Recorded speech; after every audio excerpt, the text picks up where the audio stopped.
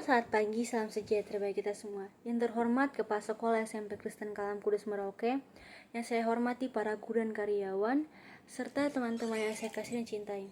Puji syukur kita panjatkan kehadirat Tuhan Yang Maha Esa karena atas berkat dan rahmat-Nya kita boleh berkumpul di tempat ini dalam keadaan yang sehat. Perkenalkan, nama saya India Sinalva Sipasulta, siswi kelas 9 SMP Kristen Kalam Kudus Merauke. Terima kasih atas kesempatan yang diberikan kepada saya untuk menyampaikan pidato tentang tindakan bully yang sedang ramai terjadi di Indonesia.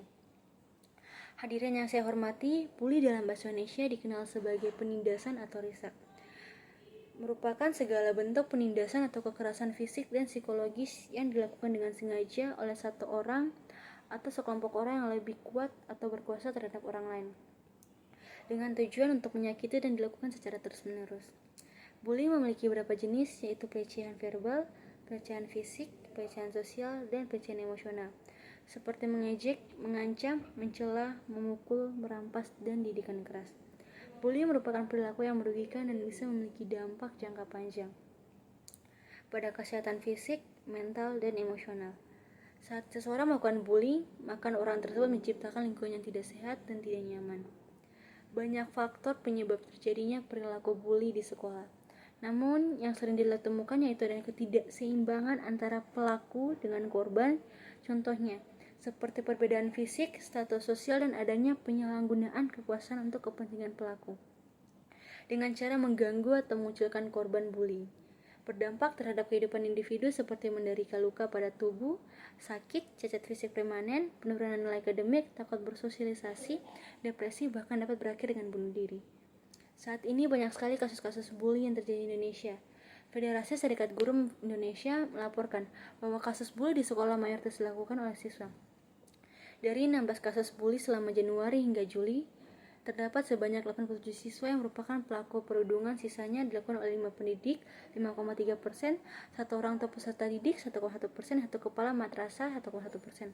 Adapun korban terbesar adalah siswa juga dapat dengan persentase 95,4%. Sedangkan tempat terjadinya bully mayoritas di SD 5%, SMP 25%, kemudian di SMA 18,5%, dan SMK 18,5%. Seperti salah satu kasus bully yang berakhir dengan korban memilih untuk bunuh diri, dialami oleh siswa SD di Bayuwangi, Kecamatan Pesanggaran. Ditemukan tewas gantung diri di rumahnya. Korban diduga mengalami depresi, kerap dirudung oleh teman sebayanya lantaran tidak memiliki ayah yang kita sebut biasa yatim. Berdasarkan hal ini dapat dilihat bahwa bully sangat berdampak kepada korban yang dapat merenggut nyawa.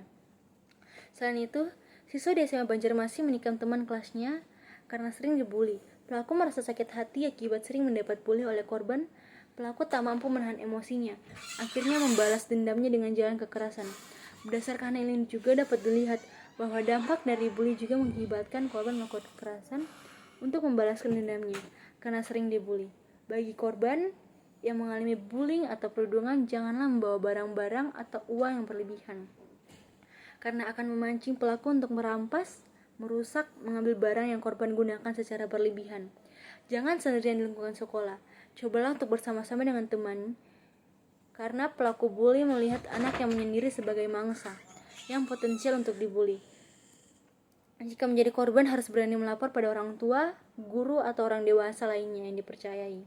Sebagai siswa, jangan menjadi pelaku bully, karena bully dapat merusak moral dan terancam pidana, penjara, dan denda. Demikian pidato ini saya sampaikan. Mohon maaf jika ada salah kata yang terucap, dan terima kasih atas waktu dan perhatiannya. Tuhan Yesus memberkati.